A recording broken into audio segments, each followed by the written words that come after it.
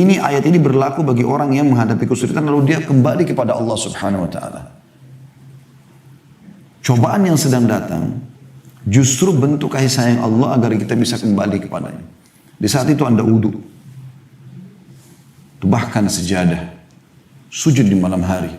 Mohon kepada Sang Pencipta Allah. Anda sedang memohon kepada Pencipta langit dan bumi. Kalau Anda sedang sakit, lagi ada masalah, yang ciptakan Anda Allah, yang ciptakan masalah itu Allah, yang bisa menyelesaikannya Allah. Dan Anda kalau sudah mendapatkan nikmat yang ciptakan Anda Allah, yang berikan nikmat itu Allah, yang bisa menambahnya juga Allah Azza wa Jalla. Itu kemuliaan seorang mukmin.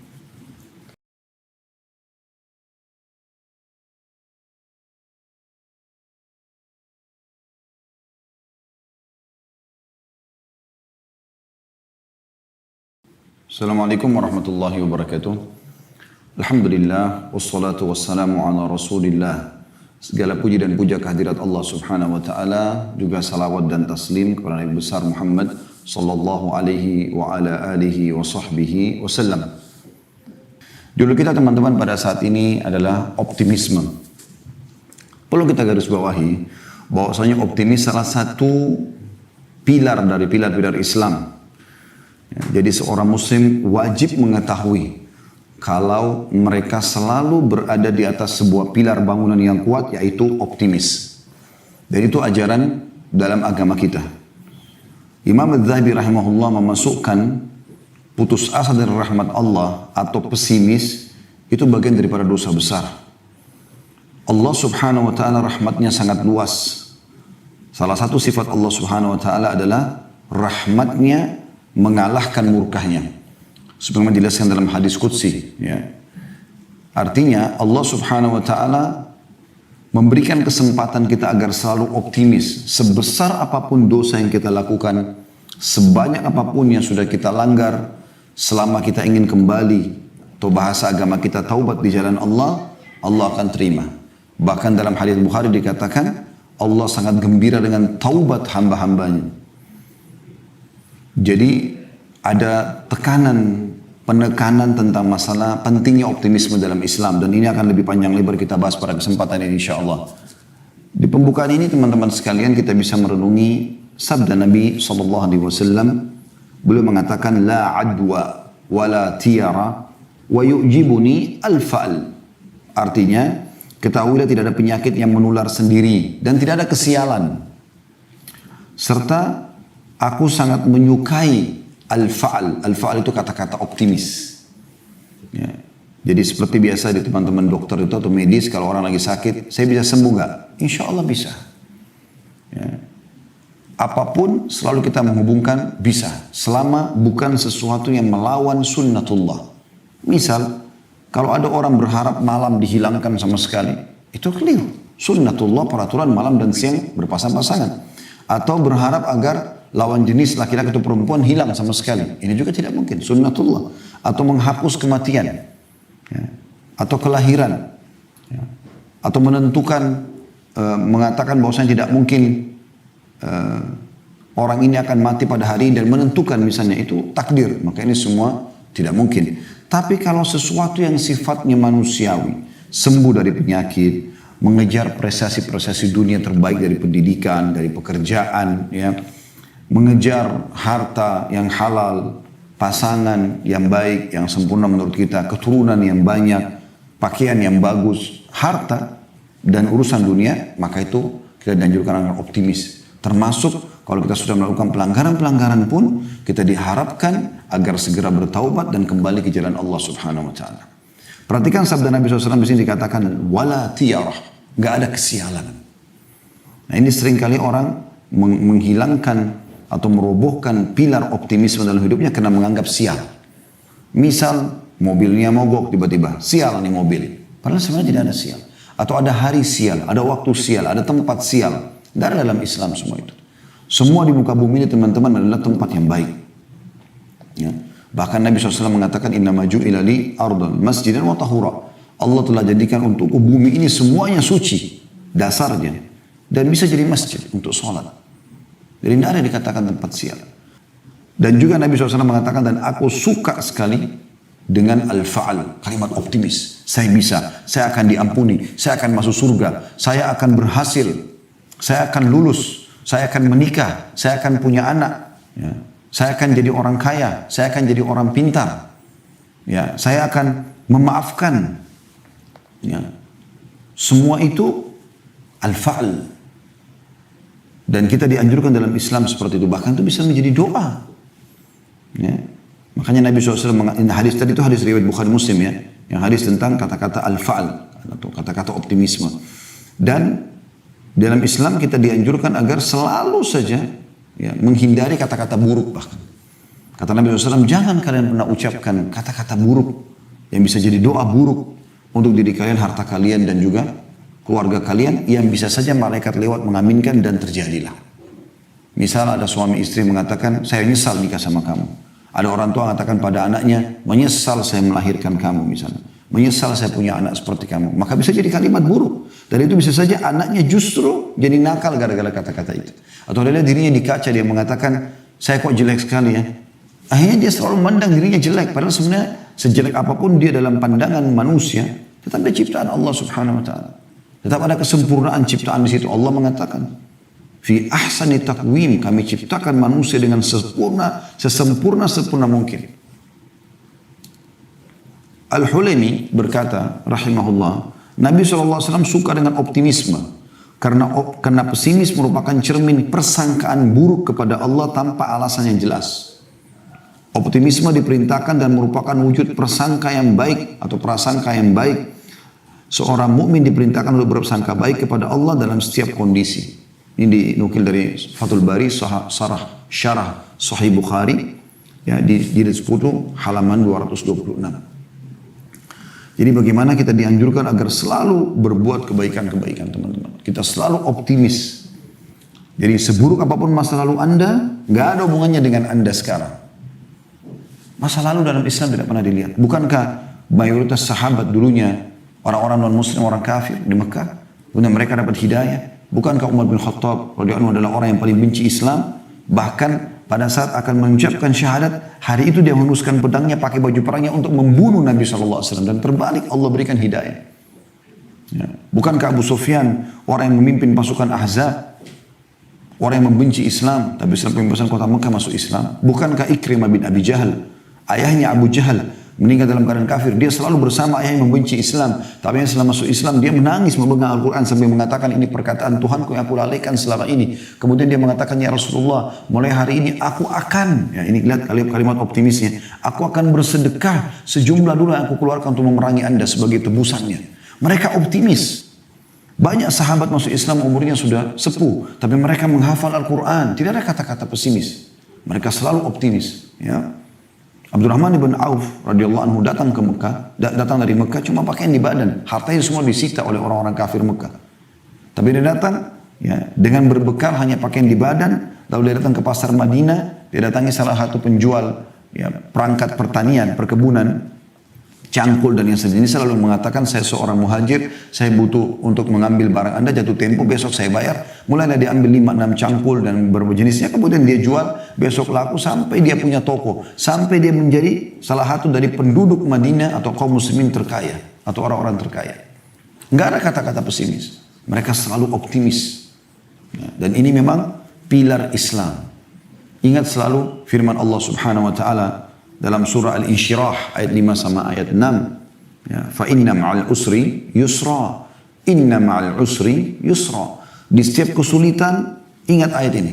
Ada kesulitan apapun, kita lagi sakit berharap sembuh. Kita lagi miskin berharap kaya. Kita lagi di PHK berharap supaya bisa dapat kerja baru. Kita lagi belum lulus sekolah, kita berharap nanti menjadi seorang sarjana. Atau apa saja, kita belum menikah berharap menikah. Belum punya anak berharap punya anak. Semuanya itu, ya, fa inna ma'al usri yusra. Di setiap kesulitan akan ada kemudahan. Intinya teman-teman, jangan sampai di masa kita lagi sulit melanggar hukum Allah Subhanahu Wa Taala, malah kedukun, ya, malah berbuat kesyirikan, malah bermaksiat, lagi ada masalah malah minum khamr, malah berzina, maka makin hancur hidup dia. Ini ayat ini berlaku bagi orang yang menghadapi kesulitan lalu dia kembali kepada Allah Subhanahu Wa Taala. Cobaan yang sedang datang justru bentuk kasih sayang Allah agar kita bisa kembali kepadanya. Di saat itu Anda wudu, bahkan sejadah, sujud di malam hari. Mohon kepada Sang Pencipta Allah. Anda sedang memohon kepada Pencipta langit dan bumi. Kalau Anda sedang sakit, lagi ada masalah, yang ciptakan Anda Allah, yang ciptakan masalah itu Allah, yang bisa menyelesaikannya Allah. Dan Anda kalau sudah mendapatkan nikmat, yang ciptakan Anda Allah, yang berikan nikmat itu Allah, yang bisa menambahnya juga Allah Azza wa Jalla. Itu kemuliaan seorang mukmin. Dan Allah ulangi, inna ma'al usri yusra. Inna adalah harfu ta'kid dalam bahasa Arab. Ya. Huruf yang memastikan.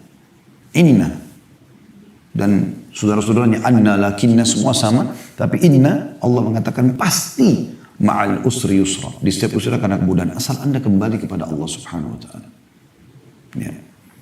Dan juga teman-teman sekalian, salah satu hadis yang mulia diriwayatkan oleh Imam Muslim, kata Nabi SAW, ihris ala ma yanfa'uk wasta'in billahi wa la ta'jaz. Ini luar biasa hadis tentang masalah optimisme. Perhatikan kata Nabi SAW, bersemangatlah atas hal-hal yang bermanfaat bagimu. Selama bermanfaat, tidak ada maksudnya, kejar. Proses tertinggi dalam pendidikan, dalam pekerjaan, Anda yang sedang kuliah, yang mengikuti acara kita lagi sekolah, kejar prosesnya terbaik. Jangan bilang, oh saya nggak bisa seperti si fulan, dia selalu ranking 1, 7 juara 1, atau dia selalu mendapatkan nilai A+, saya tidak bisa, saya cuma bisa C. Ini ajiz namanya. Harus kita mengatakan bisa. Ya. Kejar yang terbaik. Allah, Nabi SAW mengatakan, bersemangatlah atas hal yang bermanfaat bagimu.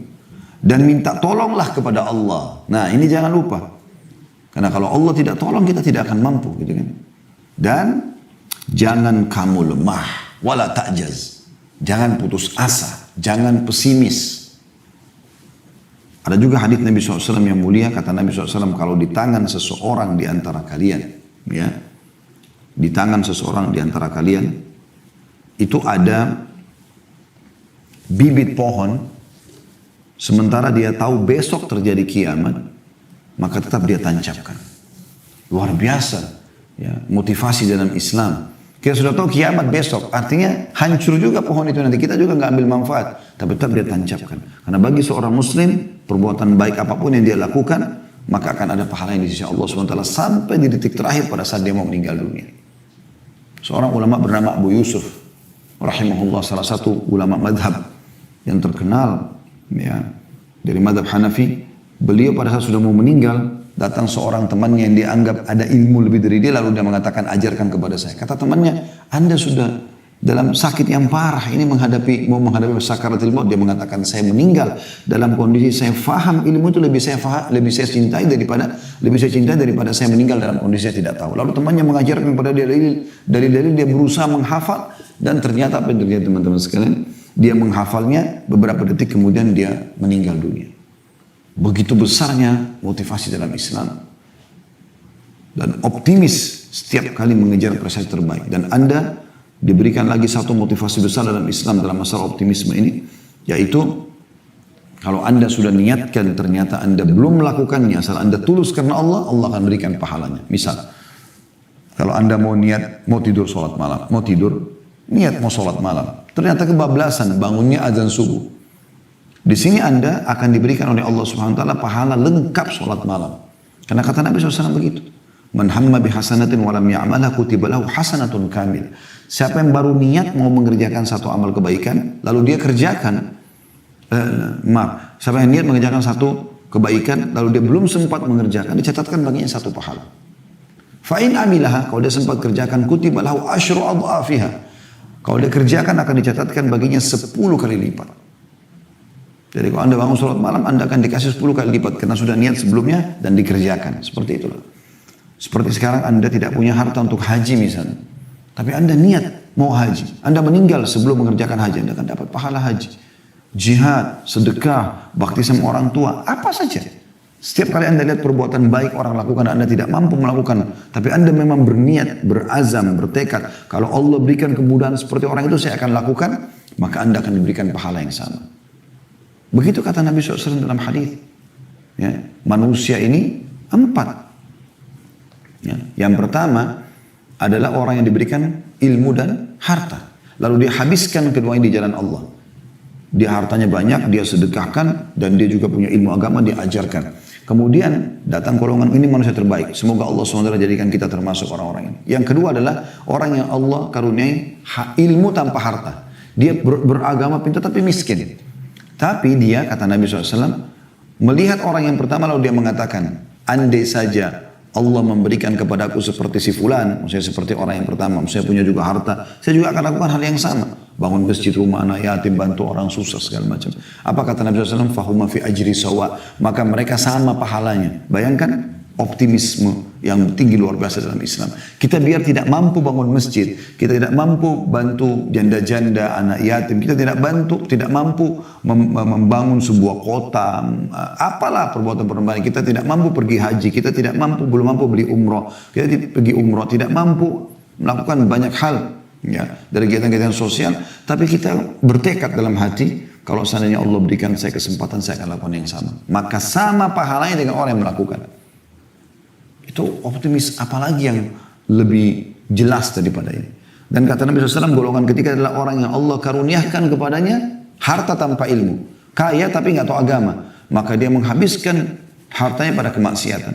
Lalu datang golongan keempat, wa na'udzubillah, ini yang paling buruk. Orang yang tidak dikarunia harta juga ilmu. Udah miskin, bodoh. Ya. Lalu dia bukan melihat golongan kedua sama ketiga. Pertama, bukan kedua sama pertama, tapi dia lihat golongan ketiga. Yang kaya tapi bermaksiat. Maka dia mengatakan, kalau saya punya kesempatan seperti si fulan, maksudnya orang yang ketiga tadi, menghabiskan hartanya foya-foya di jalan syaitan, maka saya akan lakukan hal yang sama. Kata Nabi SAW, fahuma fi wazri sawa. Maka mereka sama dosanya. Ya, ini bahaya sekali. Maka jangan pernah niat untuk menjadi ahli maksiat. Ada cukup banyak teman-teman yang coba kita bahas dalam kesempatan kita ini. Semoga Allah berkahi. Bagaimana kita dianjurkan agar selalu punya optimisme.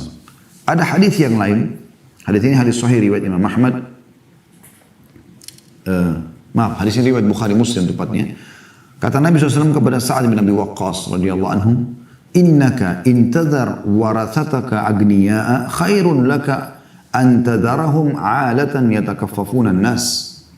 Ketahuilah wahai Sa'ad, engkau meninggalkan anak-anakmu dalam keadaan kaya, ya.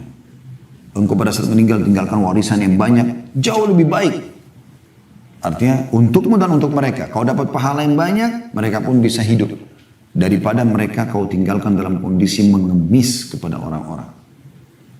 Bukankah itu adalah sebuah optimisme? Supaya kita menjadi orang kaya, yang penting halal, lalu kita tinggalkan untuk ahli waris. Itu hadis sahih riwayat Bukhari Muslim. Allah Subhanahu wa ta'ala, teman-teman, tidak pernah melarang kita untuk menikmati apa yang telah diciptakan. Selama 5 huruf halal. Dan dia hanya melarang 5 huruf yang lain haram. Dan perlu kita titik beratkan, dan ini sering saya bahasakan, yang haram itu jauh lebih sedikit dibandingkan yang halal. Halal ini banyak sekali. Pada saat Allah haramkan babi, Allah ganti dengan sapi, kambing, ayam, kelinci, semua hewan air. Kenapa harus babi dimakan? Ini sebagai bentuk cobaan dari Allah Subhanahu wa ta'ala. Seperti ada kerja di kantor. Nah, pasti di kantor itu akan, begitu Anda melamar kerja dan Anda diterima, akan yang ada adalah motivasinya. Kalau kerja dari jam sekian sampai jam sekian akan dapat ini. Kan gitu. Tapi di kantor juga akan dikatakan, kalau Anda melanggar akan ada begini dan begitu. Tentu perusahaan tidak berharap Anda melanggar, berharap Anda berjalan. Nah itu yang dimaksudkan. Ini cara memahami rasionalnya. Allah Subhanahu wa ta'ala memberikan yang haram itu bagi orang-orang yang mau melanggar. Cobaannya gitu kan. Jangan dilanggar. Pelanggaran-pelanggaran itu untuk diketahui dan dihindari. Anda sudah tahu ini di perusahaan saya tidak boleh, maka jangan dilakukan. Supaya Anda tidak kena PHK, supaya Anda tidak punya masalah. Begitu juga dengan hal-hal yang merupakan motivasi ya, atau motivator untuk bekerja di kantor, Anda lakukan. Ya. Perhatikan Allah Subhanahu wa ta'ala menjelaskan kepada kita dalam surah Al-A'raf ayat 32. Surah Al-A'raf ayat 32. Anda bisa buka di aplikasi Al-Quran di handphone Anda, bunyinya a'udzubillahi minasyaitonirrajim. Sekali lagi Al-A'raf ayat 32. Qul man harrama zinatallahi allati akhraja li'ibadihi wat-tayyibati minar rizq qul hiya lilladina amanu fil hayatid dunya khalisatan yaumal qiyamah. Katakan hai Muhammad, siapa yang melarang, mengharamkan perhiasan-perhiasan yang telah Allah keluarkan untuk hamba-hambanya dan tayyibat minar rizq, yang baik-baik dari rezeki, makanan yang sehat, makanan yang wangi, berkualitas, pakaian, minuman, pergaulan yang halal. Siapa yang mengharamkan semua itu? Allah suruh orang beriman untuk makan, minum, kulu, washrabu, makanlah dan minum. Tapi Allah kasih kuncinya, halalan yang halal dan thayyib yang berkualitas. Kalau orang beriman teman-teman tidak boleh makan, tidak boleh minum, nggak bisa biologis, maka mungkin kita susah hidupnya. Wajar orang menjadi kafir, tapi ini semuanya bisa, tapi dengan cara halal. Makan, minum yang halal, biologis yang halal dengan cara menikah, gitu kan? Kata Allah Subhanahu Wa Taala, katakan hai Muhammad, itu untuk orang-orang beriman di dunia dan juga hanya untuk mereka di akhirat. Di dunia orang kafir masih dapat makan, minum dan segala macam, tapi di akhirat orang beriman saja. Di dunia kita dapat kenikmatan selama kita menjalankan atau menikmati yang halal, menjalankan perintah dan menikmati yang halal, dan di akhirat kita juga akan dapat khusus buat kita saja. Orang kafir malah akan menuju ke api neraka. Wa na'udzubillah. Kemudian teman-teman sekalian, juga Allah Subhanahu wa taala menyebutkan dalam surah Al-Mulk ayat 15. Surah Al-Mulk ayat 15. A'udzu billahi minasyaitonir rajim. Huwa alladhi ja'ala lakumul arda dalulan famshu fi manakibiha wa kulu min rizqihi wa ilaihin nusyur. Dia yang telah menghamparkan bumi buat kalian, ya. Kalian bisa jalan di atasnya. Dan Allah mengatakan wa kulu min rizqi. Makanlah dari rezeki yang telah Allah siapkan. Makanan, minuman yang halal, makan, nikmati. Ya. Supaya kau bisa menjalankan kehidupanmu. Dan ketahuilah, kepadanya kalian akan dikembalikan. Juga Allah memerintahkan dalam surah Al-Jumu'ah ayat 10. Setiap habis sholat Jumat, apa yang Allah perintahkan buat umat Islam, terutama kaum laki-laki yang punya kewajiban untuk mencari nafkah. A'udzu billahi minasyaitonir rajim. Fa idza qudiyatis shalatu fantashiru fil ardi wabtaghu min fadlillah. Wabtaghu min fadlillahi wadhkurullaha katsiran la'allakum tuflihun. Hai orang-orang beriman, kalau seandainya, ya, atau bila selesai, maaf saya ulangi, bila selesai mengerjakan sholat Jumat, maka menyebarlah kalian di muka bumi, ya, dan carilah dari karunia Allah. Suruh cari. Fantashiru fil ard, menyebar di muka bumi. Wabtaghu min fadlillah, ya, cari rezeki itu dari karunia Allah. Dan berzikirlah kepada Allah dengan zikir yang banyak agar kalian termasuk orang-orang yang beriman, orang-orang yang beruntung. Disebutkan dalam sebuah hadis dari Nabi SAW, beliau mengatakan, ma'akala ahadun ta'aman khairan min an ya'kula min amali yadih. Ketahuilah, tidak ada sesuatu yang paling baik dikonsumsi oleh seseorang dibandingkan dari hasil kerja tangannya sendiri. Suruh bekerja. Agama Islam menyuruh penganutnya untuk bekerja, bergerak. Ya, agama ini agama bergerak. Ya. Dalam pepatah bahasa dikatakan, taharrak fa inna fi harakati barakah. Bergeraklah karena di bergerak itu ada berkah.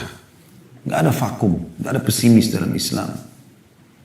Ini kata Nabi SAW. Wa inna nabiyallahi Dawud kana ya'kul min amali yadih. Dan ketahui Nabi Allah Daud memakan dari hasil kerja tangannya. Ya. Juga disebutkan dalam sebuah riwayat bahwasanya kana Zakaria alaihissalam najjaran.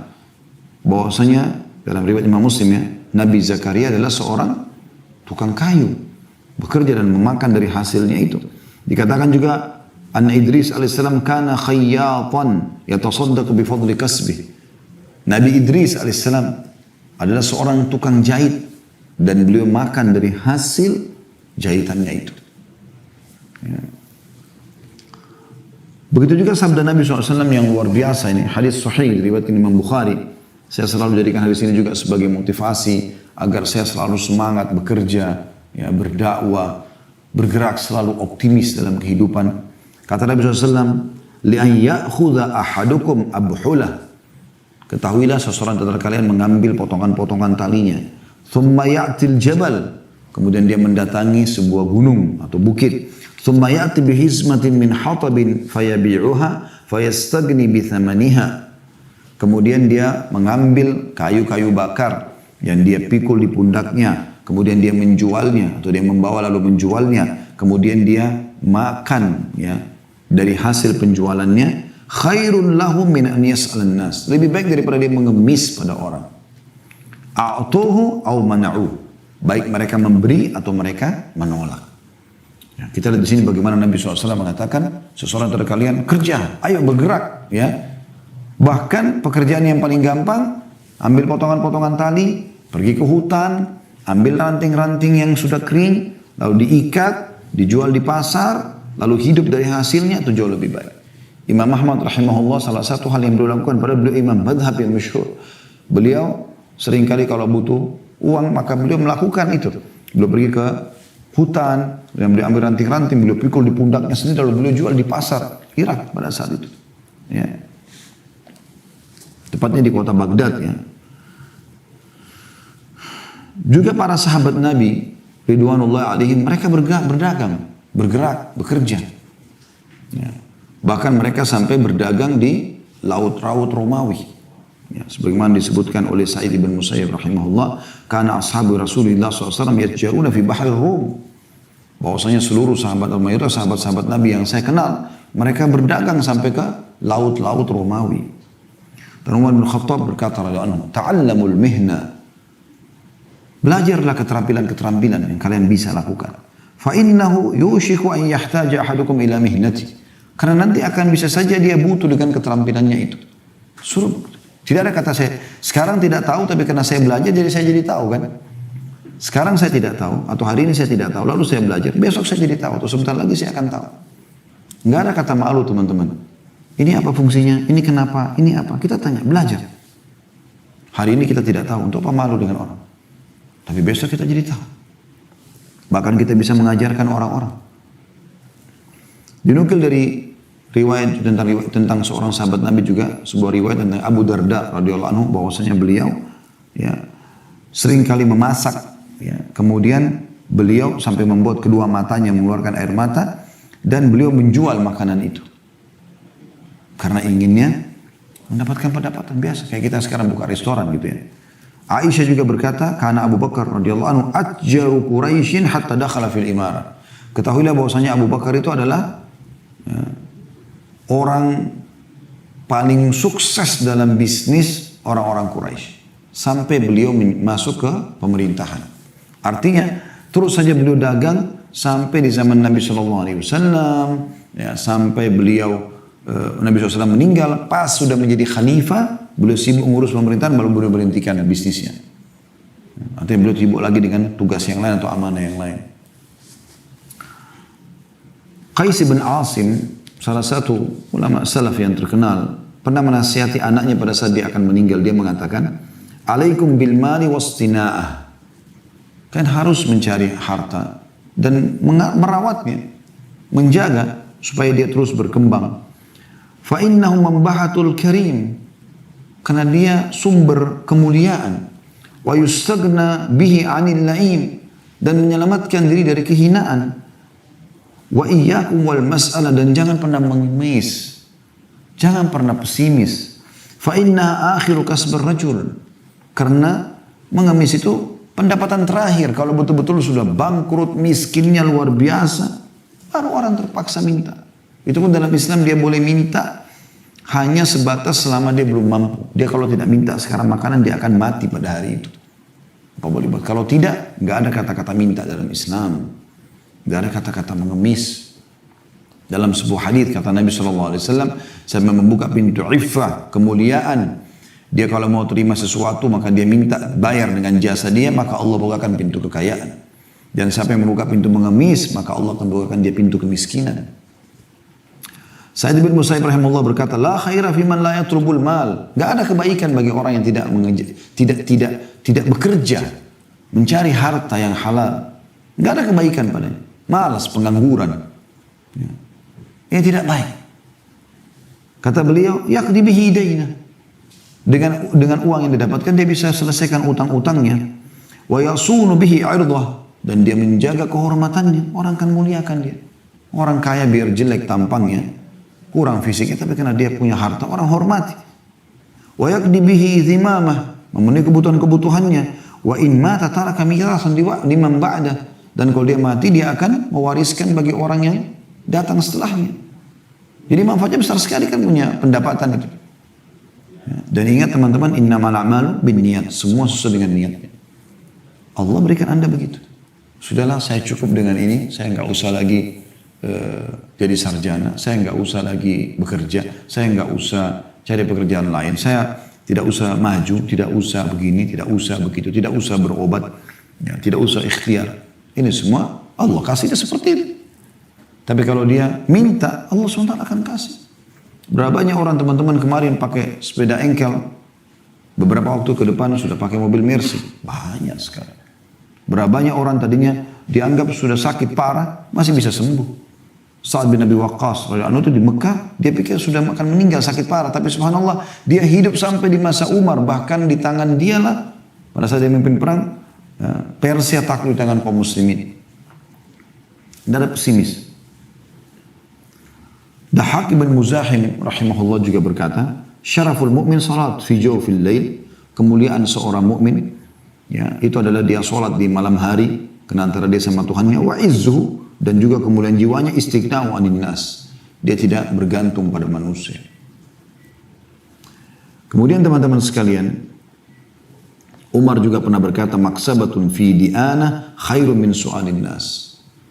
Mencari pendapatan tapi sulit, memang dengan sulit. Bekerja angkat ini segala macam banyak cobaannya, jauh lebih baik daripada mengemis sama orang. Begitu motivasinya para sahabat, ya. Kalau Anda pernah dengar Luqman, tentu Anda harus tahu Luqman Al-Hakim rahimahullah. Salah satu orang yang disebutkan namanya dalam Al-Quran, bahkan disebutkan surah Luqman, ya, yang terkenal dengan wasiat-wasiat ya di situ ya. Nah, dia pernah mengatakan dalam sebuah wasiat kepada anaknya, ya bunayya, wahai anakku, istagni bil kasbil halal. Cari pendapatan halal itu. Kejar prestasi, kau bekerja, berbisnis, apa saja. Fa inna maftakar ahadun illa asabathu ihda thalathu khisal. Tidak ada orang yang berhenti bekerja kecuali dia akan kena satu dari 3 masalah. Rikkatun fi dini, lemah agamanya.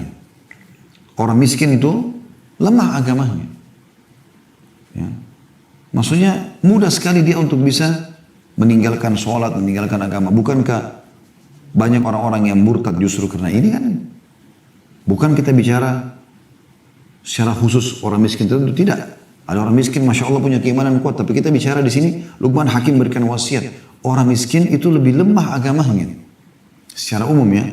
Karena kapan dia ditawarkan sebuah pendapatan yang besar, lalu dia tinggalkan agamanya, dia bisa tinggalkan. Bukankah di Indonesia terjadi orang banyak tinggalkan agama, murtad gara-gara hanya sembako saja? Tidak asing lagi kisah itu dalam program kristenisasi di Indonesia kan. Kemudian yang kedua, au-dha'fu fi aqli, atau lemah akalnya. Kalau orang tidak mau bekerja, vakum, malas, pengangguran, maka lemah akalnya. Dia nggak biasa berpikir untuk mengembangkan potensi dalam dirinya. Kita ini punya potensi besar sekali teman-teman. Potensi kita yang Allah berikan luar biasa, dari akal kita ini banyak yang bisa kita lakukan.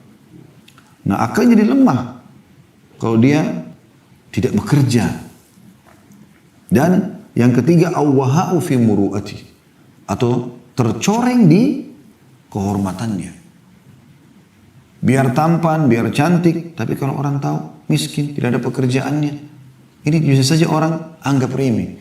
Kita tidak bicara teman-teman orang yang sedang di PHK, kita tidak bicara teman-teman orang yang bekerja, orang yang berusaha cari kerja tapi belum dapat, bukan itu. Tapi kita bicara orang yang malas memang, yang pengangguran ini, yang tidak mau. Ada orang begitu kan, nongkrong di pinggir jalan dari pagi sampai malam, ngobrol itu saja. Minum segelas kopi dari pagi sampai buang waktu. Ya, sayang sekali. Lalu beliau mengatakan, setelah mengatakan tidak ada orang yang meninggalkan pencarian rezeki halal kecuali bisa ditimpa 3 hal, lemahnya agamanya, lemah akalnya, ya, dan juga tercoreng kehormatannya. Wa a'zam min hadza istighfafun nasu bihi. Dan yang lebih besar lagi daripada itu adalah manusia menganggap remeh dia. Makanya Nabi SAW dalam riwayat Imam Ahmad, ya, seringkali berkata atau beliau menyebutkan, ta'awwadhu minal faqri wal qillati waz zillah. Selalulah berlindung kepada Allah dari, ya, kemiskinan, kekurangan dan kehinaan. Minta supaya Allah jauhkan. Jangan sampai miskin, jangan sampai kekurangan, dan jangan juga sampai terhina.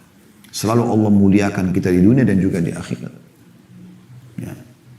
Dalam riwayat lain Nabi SAW pernah berdoa dalam riwayat An-Nasai dan Abu Daud, Allahumma inni a'udhu bika minal ju'i fa innahu bi'sad daji'. Ya Allah, aku berlindung kepadamu dari kelaparan, kemiskinan, kesusahan. Karena dia adalah seburuk-buruk keadaan. Beliau juga berdoa, Allahumma inni a'udhu bika minal ajzi wal kasal. Ya Allah, aku berlindung kepadamu jangan sampai aku lemah dan juga malas, nganggur. Wal jubni wal bukhul, pengecut dan juga pelit. Wa ghalabati daini wa qahrir rijal, dan aku terlilit utang dan juga dikuasai oleh orang-orang. Umar bin Khattab pernah berkata kata-kata yang unik di sini ya. Beliau mengatakan, inni la'ala rajulu fayu'jibulu syakluh. Saya dulu pernah melihat orang, lalu saya kagum dengan penampilannya. Fa idza sa'altu anhu, pada saat saya tanyakan tentang keadaannya, faqila la amalalah, maka dikatakan tidak ada pekerjaannya, pengangguran. Sakata min aini, maka dia jatuh dari pandangan mataku. Maksudnya Umar bin Khattab menganggap orang ini tidak memiliki apa-apa. Kenapa dia tidak bekerja? Beliau juga pernah melihat ada orang selepas sholat Jumat duduk-duduk.